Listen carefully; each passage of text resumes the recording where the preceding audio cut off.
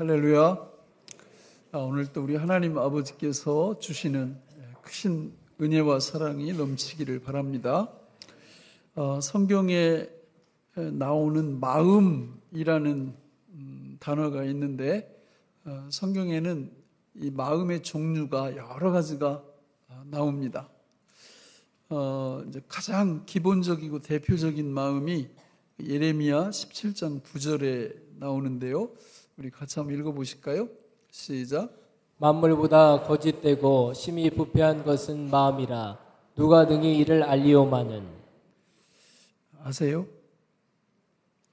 저 실상을 아세요? 아담의 모든 후예들은 마음을 갖고 있고 그 마음은 저렇게 부패했는데 어떻게 부패했다고요? 심히 부패했다. 동의하시나요? 예. 그러니까 예수를 믿고 성령으로 거듭나면, 그래서 예수님, 내가 주님을 믿습니다, 이 고백을 진심으로 하는 분들은 저걸 알아요. 그래서 내 마음이 엉망이구나, 썩었구나, 부패했구나, 대충 부패한 게 아니라 심히 부패했구나, 이걸 알아요. 그래서 다른 건 믿어도 무엇은 안 믿어요? 누구 마음? 내 마음 안 믿습니다. 내 마음 믿지 않아요. 믿을 수가 없어요. 많은 사람들이 자기 마음을 믿고 살죠. 그런데 그게 어떤 마음이냐? 심히 부패한 마음을 믿고 살면 그곳이 지옥입니다. 여러분, 지옥 가면 가장 특징적인 게 뭐냐면 부패한 마음을 가진 사람들의 총합이거든요.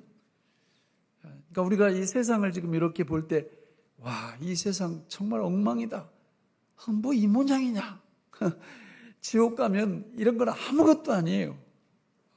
그러니까 부패한 마음, 심히 부패한 마음을 가진 사람들의 총합이기 때문에 정말 살 수 없는 곳이죠, 지옥은.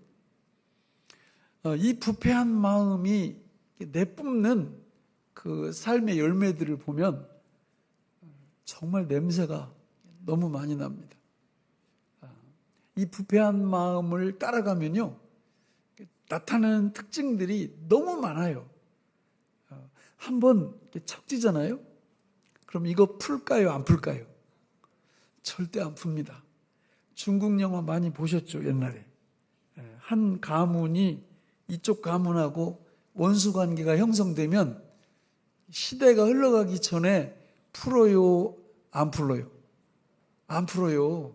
그래가지고 자기 그 아들, 딸들한테 저 가문은 왼수 가문이다, 이러고 죽어버려. 그러면 그 자식들도 그 가문하고 계속 원수지간으로 이렇게 삽니다. 이런 마음이 무슨 마음이라고요? 심히 부패한 마음이에요. 근데 성도가 되면 그렇게 못해요. 그렇게 하려고 해도 다른 마음이 있어요. 다른 마음이. 그러니까 이 부패한 마음대로 살게 되면 디모데후서 3장 3절에 보니까 이렇게 설명을 해요. 같이 읽어보겠습니다. 시작. 부정하며 원통함을 풀지 아니하며 모함하며 절제하지 못하며 사나우며 선한 것을 좋아하지 아니하며. 심히 부패한 마음에서는 이제 저런 것만 계속 흘러나와요.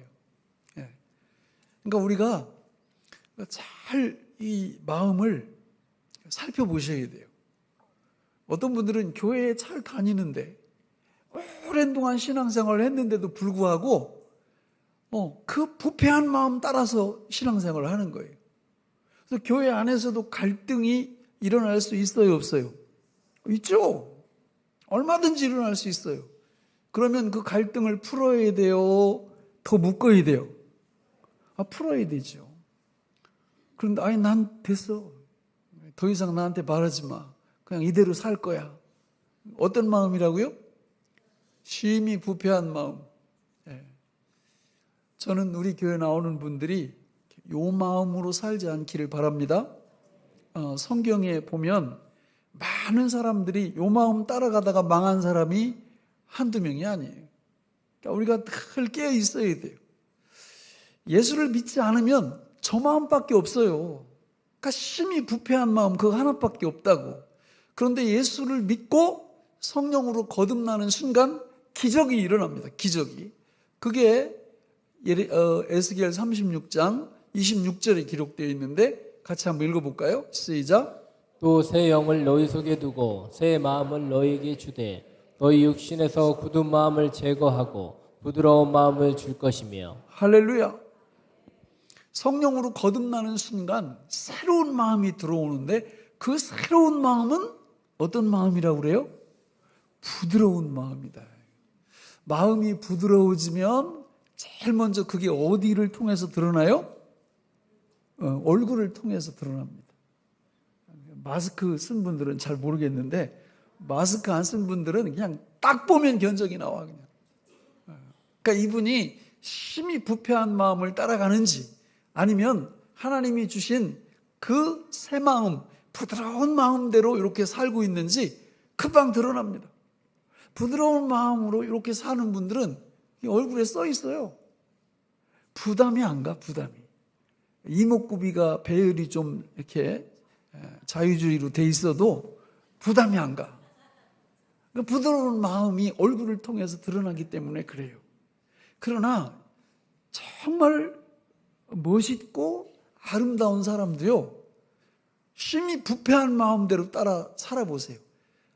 아주 날카롭고 살살 맞고 그리고 목 하나 있어요. 이렇게. 근데 하나님이 우리한테 주신 마음은 그런 마음이 아니에요. 새 마음, 부드러운 마음. 그거를 디모데후서 1장 7절에 보면 이렇게 표현해요. 같이 읽어볼까요? 시작. 하나님이 우리에게 주신 것은 두려워하는 마음이 아니요 오직 능력과 사랑과 절제하는 마음이니. 할렐루야. 앞으로 저런 마음을 주시겠다가 아니에요. 예수님 믿고 성령으로 거듭났다면 하나님이 우리에게 주신 것은 두려워하는 마음이 아니요 오직 능력의 마음, 사랑의 마음, 절제하는 마음. 이 엄청난 축복을 하나님이 예수 믿는 우리에게 이미 주신 겁니다. 구약 성경에 보면 솔로몬이 성전을 다 지어놓고 거기 입당식을 할 때 1,000번제를 드리죠. 1,000번제를 드리고 났을 때 하나님이 꿈속에 나타나셔서 솔로몬한테 제안을 하십니다. 야, 너 내가 정말 좋아하는 기뻐하는 그런 일을 행했는데 내가 너한테 한 가지 중요한 선물을 주고 싶다. 네가 원하는 건 뭐든지 줄 테니까 말해보라. 이렇게 얘기했을 때 솔로몬이 뭘 구해요? 마음을 구해요. 마음. 성경 열왕기서나 역대기서를 이렇게 보면 이제 두 마음이 나오는데 하나는 하나님 저한테 듣는 마음을 주세요. 이렇게 듣는 마음. 또 하나는 어떤 마음 달라고 그랬어요? 지혜로운 마음을 주세요. 이렇게 요구를 해요. 그러니까 하나님이 너무 기뻐하셔가지고 야, 너 어쩌면 그렇게 내 마음에 꼭 드는 그런 걸 구해? 내가 듣는 마음 그리고 부드러운 마음뿐만 아니라 지혜로운 마음뿐만 아니라 모든 부귀영화를 너한테 주겠다. 이렇게 말씀을 하셨어요. 자, 그러면 그 부귀영화는 조금 떼놓고 그 마음이라는 관점에서 구약시대 솔로몬 왕이 하나님께 받았던 마음의 어떤 풍성함이 더 커요? 예수님 이후에 예수를 믿고 살아가는 성도들이 받은 마음의 풍성함이 더 커요? 어떤 게 커요? 솔로몬이 커요? 우리가 커요? 왜 이렇게 대답을 그렇게 시원찮게 하세요? 제가 쭉 근거를 말씀드렸잖아요. 솔로몬은 겨우 몇 개? 듣는 마음, 지혜로움 2개. 근데 성경에 보니까 예수님 믿고 거듭나면 새 마음, 부드러운 마음, 능력의 마음, 사랑의 마음, 절제하는 마음. 뭐가 더 커요? 우리가 더 커요. 우리가 더 커. 근데 이렇게 시큰둥하게 쳐다보시는 이유가 뭐예요? 그런 마음이 언제 우리한테 왔었어? 이거예요? 이게 큰 문제가 되는 거죠. 여러분, 통장에 1,000억이 있으면 뭐합니까? 그걸 알지 못하면? 그쵸? 1,000억이 예치되어 있는데 다음날 치매에 걸렸어요. 몰라, 그 돈이 거기 있다는 거를. 그러니까 배는 고프니까 어떻게 하느냐면 나가서 이게 버려진 음식 주워 먹고 살아요, 이렇게. 그러면 만약에 그 부모가 그런 자식을 본다면 기분이 어떻겠습니까? 너무 안타깝겠죠. 아니, 통장에 1,000억이 들어있는데 왜 주워 먹고 거지짓을 해? 하나님의 마음이 그럴 때가 너무 많아요, 여러분. 하나님은 예수 그리스도 그분을 통해서 우리에게 이렇게 엄청난 것들을 앞으로 주실 것이 아니고 이미 주셨다고 말씀을 해요. 그러면 우리가 그 주신 그 마음을 이 땅에서 누리면서 사셔야 될 거 아니에요. 여러분, 천국 가기 전까지 누리는 이 땅 위에서의 천국은 무슨 천국일까요? 대답 좀 해요. 아유, 참. 마음 천국이에요. 다른 거 없어요. 마음 천국이라고. 마음 천국. 주님이 오셨을 때 천국 들어가면 그때부터 요한계시록 21장 20장에 나오는 그 영광, 물질적인 것, 모든 것들 거기 동참하지만 거기 가기 전까지 하나님이 이 땅 위에서 누리도록 우리를 축복하시는 그 천국의 축복은 뭐예요? 마음 천국이에요. 그래서 성경에 보면 예수님이 처음에 이 땅 위에 공생애를 시작하실 때 산상수훈을 말씀하실 때 팔복의 첫 번째가 뭐예요? 심령이 가난한 자는 복이 있나니 천국이 저희 것입니다. 심령이 가난해지려면 이 가난한 요 뜻은 뭐냐면 아까 얘기했던 힘이 부패한 마음이 없어져야 된다 그 말이에요.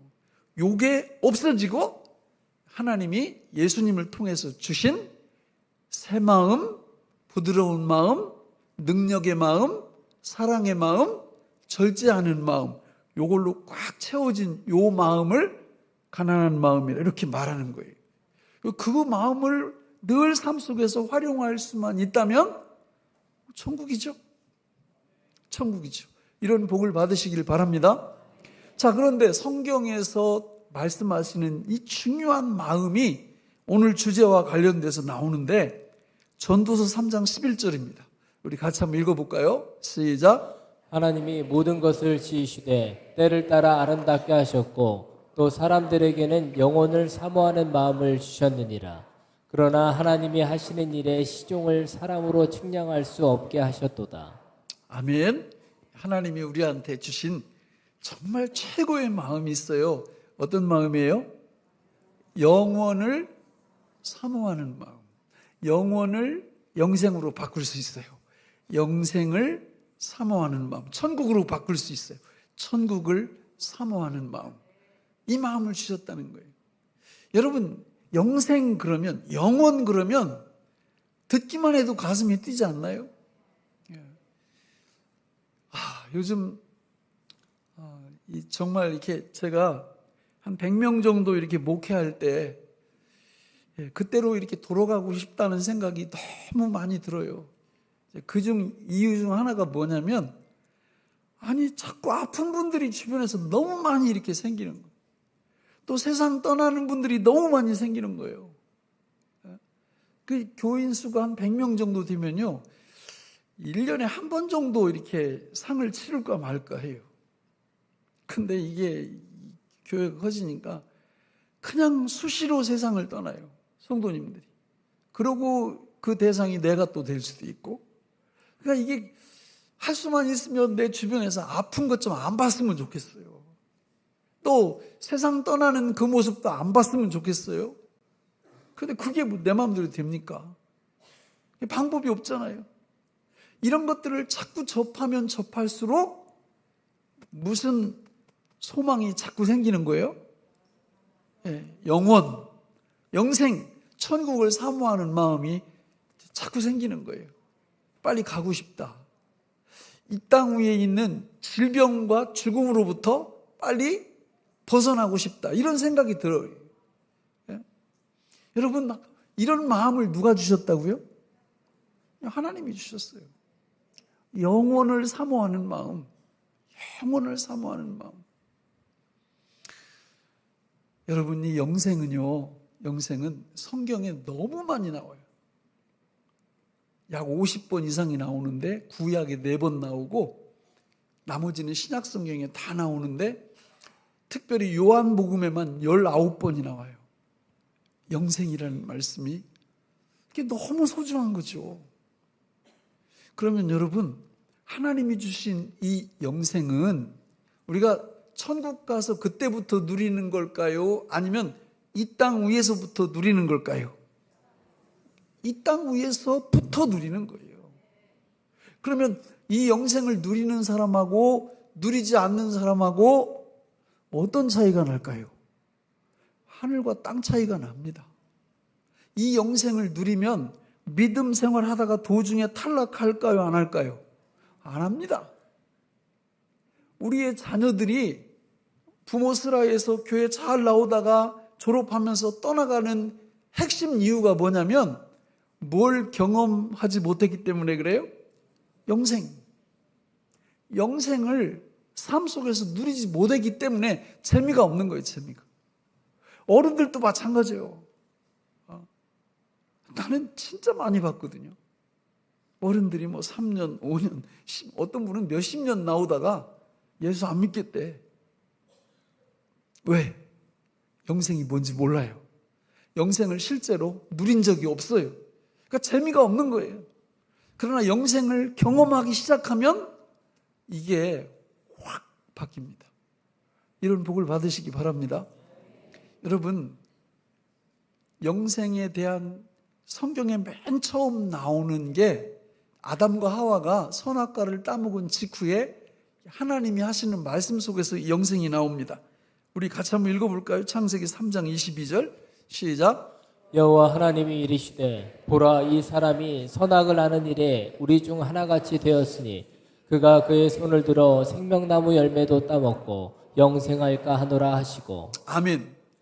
예, 선악과를 딱 따먹으니까 하나님이 하시는 말씀이 이 아담과 하와가 우리와 같이 선악을 아는 일에 우리와 같이 됐다.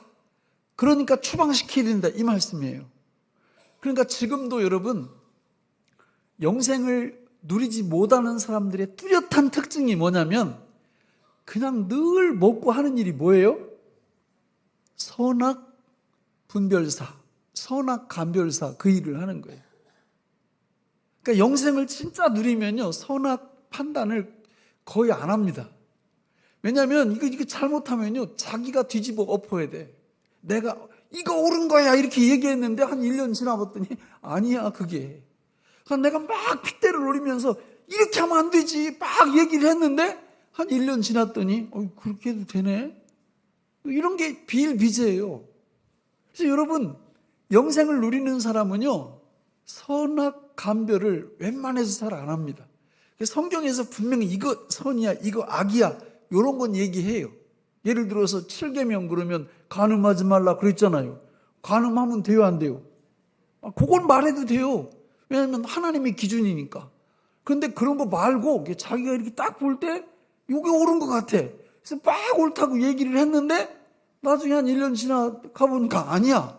그러니까 아니네. 그러니까 이런 게 이제 이렇게 겹치죠. 그러면 이게 선악 감별을 쉽게 하면 안 되겠다. 이런 판단, 이런 그 지혜가 생겨요. 이런 복을 받으시기 바랍니다. 예. 집안에서도 부부싸움 할 때 봐요. 무슨 성경의 진리를 어겨가지고 부부싸움 합니까? 아니에요. 자기 소견에 오른 대로 이렇게 해야지 하다가 나중에 보니까 나는 이렇게, 아내는 이렇게. 그러니까 싸우는 거지. 근데 좀 시간 지나 보니까 그게 아니었네. 이렇게 되고. 그러니까 이게 참된 영생을 탁 누리기 시작하면 부부싸움도 해요, 안 해요?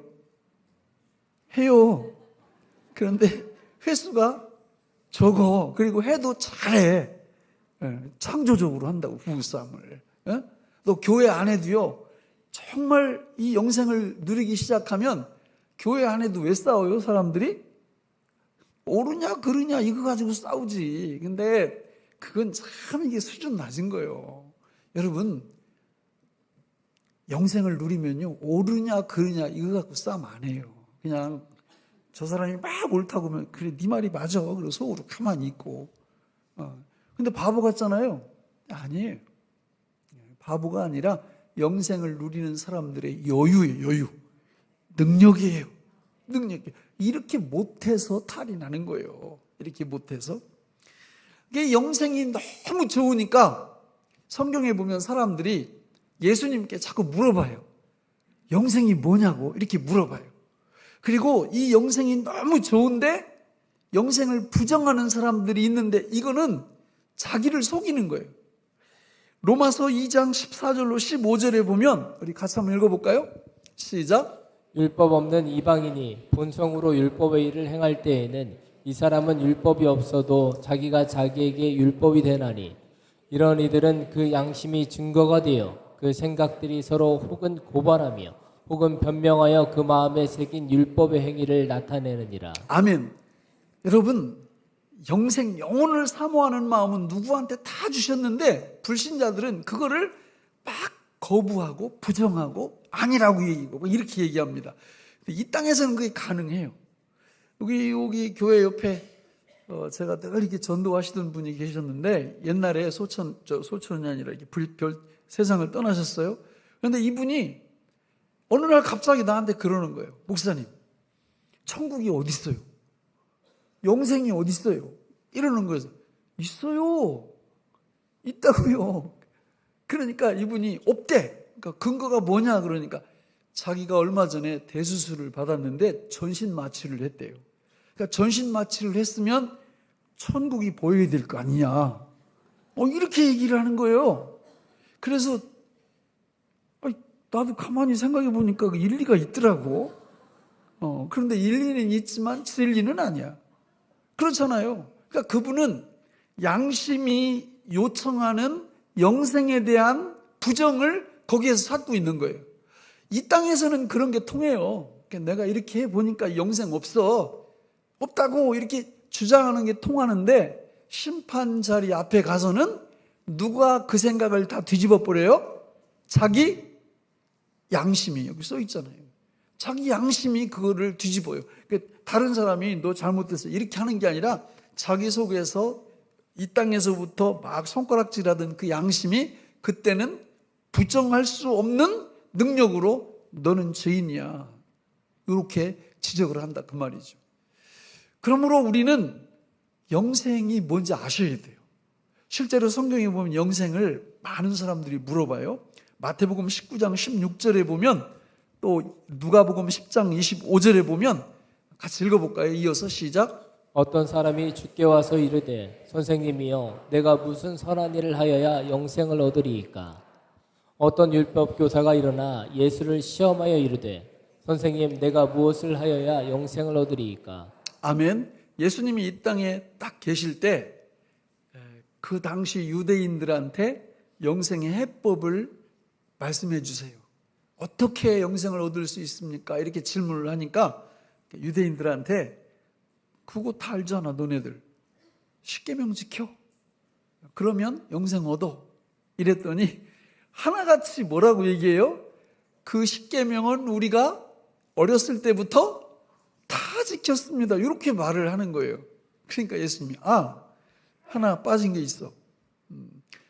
하나 빠진 게 뭐냐면 십계명을 다 지키면 너네가 갖고 있는 재산을 다 팔아서 가난한 자에게 주고 나를 따르면 영생을 얻어. 이렇게 얘기하니까 사람들이 다 어떻게 반응해요?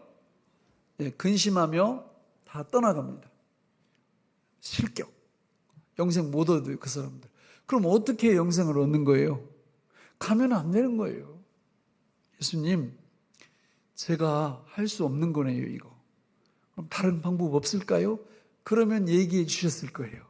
그 해주신 이야기가 그 뒤로 무더기로 나오는데 그 방법이 요한복음 3장 15절로 16절 몇 군데나 나와요. 우리 같이 읽어볼까요? 시작. 이는 그를 믿는 자마다 영생을 얻게 하려 하심이니라. 하나님이 세상을 이처럼 사랑하사 독생자를 주셨으니 이는 그를 믿는 자마다 멸망하지 않고 영생을 얻게 하려 하심이라. 아멘. 영생 얻는 방법이 구약과 신약이 똑같아요. 사실은 믿음으로 받는 거예요. 그러나 유대인들은 이걸 부정했던 거예요. 그러니까 예수님이 그 실체를 뒤집어 놓기 위해서 계명 다 지켰다고 그러니까 그러면 재산 다 팔아서 가난한 자에게 나눠주고 나를 따라와 이러면 손을 들어야 되는데 우리 못해요 그거. 내가 알았지. 그리고 해법을 요거 제시해 주셨을 텐데 그 사람들은 자기 힘으로 영생을 얻으려고 시도를 했었다 그 말입니다. 그러니까 예수님은 그 방법이 아니라 믿음으로, 예수 믿음으로 구원을 받는다라는 말씀을 36절, 요한복음 5장 24절, 6장 40절 셀 수 없이 많은 곳에서 예수님을 믿어야 구원받는다고 말씀을 합니다. 또 요한복음 6장 51절로 또 54절, 55절을 쭉 읽어볼 거예요. 같이 시작. 나는 하늘에서 내려온 살아있는 떡이니 사람이 이 떡을 먹으면 영생하리라. 내가 줄 떡은 곧 세상의 생명을 위한 내 살이니라 하시니라. 내 살을 먹고 내 피를 마시는 자는 영생을 가졌고 마지막 날에 내가 그를 다시 살리리니 내 살은 참된 양식이요 내 피는 참된 음료로다. 아멘. 영생 얻는 방법을 또 다른 두 가지를 말씀해요. 하나는 뭐냐면 예수님이 내가 생명의 떡인데 내가 나를 먹어야 영생한다. 또 한 가지는 내가 생명의 피인데 내 피를 마셔야 영생을 얻는다. 이렇게 말씀합니다. 정리를 하면 이런 거예요. 예수님을 믿어야 영생을 얻고 예수님을 먹어야 영생을 얻고 예수님의 피를 마셔야 영생을 얻는다는 거예요. 그러니까 이 세 가지는 같은 말이에요. 믿는다, 먹는다, 마신다. 이게 같은 말이에요. 그런데 오늘 본문을 보면 이걸 전체적으로 정리를 해요. 오늘 본문인 요한복음 17장 3절 같이 읽어보겠습니다. 시작. 영생은 곧 유일하신 참 하나님과 그가 보내신 자 예수 그리스도를 아는 것이니이다. 아멘. 아멘. 영생이 뭐냐? 영생이 뭐냐? 하나님과 그의 보내신 자 예수 그리스도를 뭐 하는 거예요? 알아야 된다는 거예요. 알아야 뭐 할 수 있어요? 믿을 수 있어요. 알아야 뭐 할 수 있어요? 먹을 수 있어요. 알아야 뭐 할 수 있어요? 마실 수 있어요. 예수님 내가 주님을 믿습니다. 이럴 때 그 예수님이 누구예요 도대체? 우리 자녀들이나 우리 손주들이 물어봐요. 아빠, 엄마, 할아버지, 할머니 예수를 믿는다, 먹는다, 마신다는 이게 도대체 무슨 뜻이에요? 이렇게 물어보면 답변을 하실 수 있으셔야 돼요. 그러니까 평상시에 예수를 믿고 먹고 마시면 영생을 경험하기 때문에 말할 수가 있는데 평상시에 예수님을 믿지 않고 먹지 않고 마시지 않으면 본인도 영생을 누리지 못할 뿐만 아니라 우리 자녀들한테 해줄 말도 없어요. 한 대 주워받기는 하겠지. 그냥 교회 열심히 다녀. 꽉꽉 믿어. 그냥. 뭘 꽉꽉 믿어요. 믿음의 대상과 내용이 있어야지.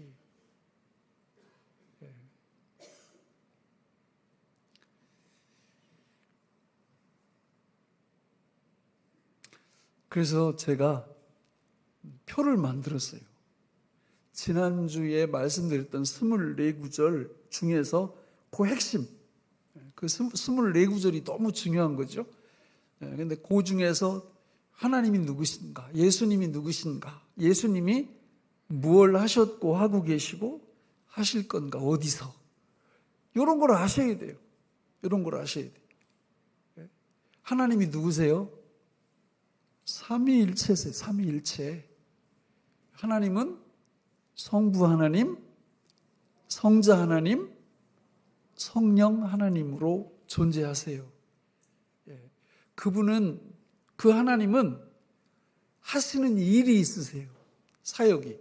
성부 하나님은 무슨 일을 하세요? 창조예요, 창조. 지금도 여전히 창조 일을 하고 계세요. 눈에 보이는 세계는 끝났지만 눈에 보이지 않는 새 창조를 지금도 하고 계세요. 성자 하나님은 어떤 하나님이에요? 구원자 하나님이에요. 예수님이에요. 예수님은 지금도 구원하는 일을 계속하고 계세요. 우리 삶 속에서. 또 세 번째로 성령 하나님은 보혜사예요, 보혜사. 우리를 계속 도와주세요. 도와주세요. 그걸 아셔야 돼요. 어디서요? 어디서? 우리 안에서. 성부 하나님이 우리 안에 오셨고요. 성자 하나님도 우리 안에 오셨고요. 성령 하나님도 우리 안에 오셨어요. 우리 안에서 구체적으로 어떤 일을 행하시는가 봤더니 동거하시고 동행하시고 동역을 하세요. 어마어마한 이야기 아니에요? 하루에 이거를 날마다 나한테 한번 들려줘 보세요. 자기 자신한테 무슨 일이 벌어지는지 그 의미를 알고. 동거는 되어주신다는 뜻이고 동행은 살아주신다는 뜻이고 동역은 내 안에서 역사해 주신다는 거예요. 뭘로? 아버지로. 그 다음에 뭘로? 하나님은 아버지로 우리 안에서 아버지가 되어주시고 아버지로 살아주시고 아버지로 역사해 주신다는 거예요. 그럼 예수님은요? 구원자로. 구원자가 되어주시고 구원자로 살아주시고 구원자로 역사해 주시고. 우리 구원받을 일 되게 많잖아요. 영혼 구원 말고 우리 삶 속에서 만나는 수만 가지 문제들, 시험거리들 여기서 구원받으셔야 될 거 아니에요. 근데 주님이 구원자로서 되어주시고 살아주시고 역사해 주신다는 거예요. 예? 성령님은요? 보혜사가 되어주시고 돕는 자가 되어주시고 돕는 자로 살아주시고 돕는 자로 역사해 주신다는 거예요. 여러분, 이게 우리가 하나님과 예수 그리스도의 인격과 사역이라는 핵심 요소들이에요. 그러니까 우리가 이 땅 위에서 그러면 어떻게 구체적으로 믿음 생활을 하는 거냐? 자, 요한복음 6장 29절을 같이 읽어볼까요? 시작. 예수께서 대답하여 이르시되 하나님께서 보내신 이를 믿는 것이 하나님의 일이니라 하시니. 아멘. 여러분, 믿음 생활을 실제로 하셔야 돼요. 그러니까 교회 다닌다고 믿음 생활이 아니에요. 믿음 생활은 예수 그리스도와 하나님이 누구신지 알고 그리고 무슨 일을 하고 계시는지를 알고 뭐 할 때? 믿을 때, 먹을 때, 마실 때 우리가 뭘 경험해요? 영생을 경험하는 거예요.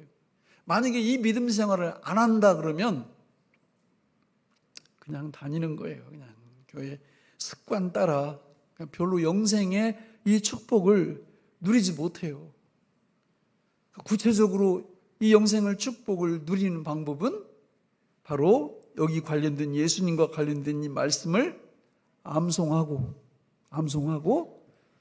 주야로 무하면 묵상하면 요게 신앙생활이에요. 요게 믿음생활이에요. 이거 안 하면 믿음생활 안 하는 겁니다. 이거 하면 시편 1편의 축복, 악인들의 꾀를 안 따라가요. 죄인들의 길에 서지 않아요. 오만한 자들의 자리에 앉지 않아요. 그리고 내가 하는 모든 일이 다 형통해질 것입니다. 그러나 이 믿음 생활을 하지 않으면 그 영생의 축복을 절대 누릴 수 없습니다.